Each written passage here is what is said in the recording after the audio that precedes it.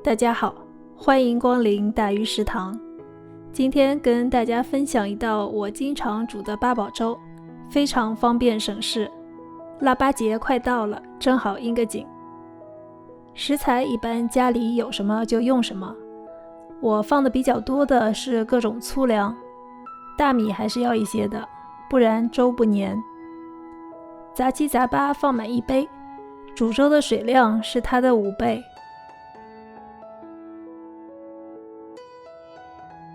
粥的甜度来自于红枣和葡萄干，不用放糖都会很好吃。睡前花5分钟的时间煮上一锅，第二天一早就有一锅温温的八宝粥了。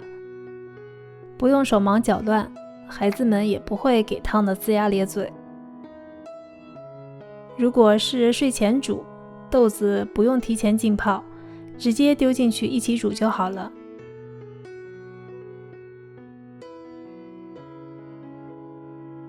如果你也用电炉，高压锅煮到冒气以后直接关火，用炉子的余温把粥焖熟，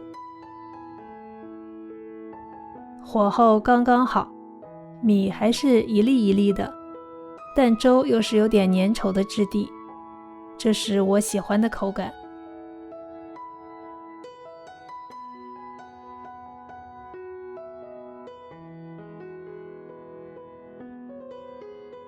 如果你是煮完马上要喝的，那豆子就需要先放少量的水，用高压锅先压一遍，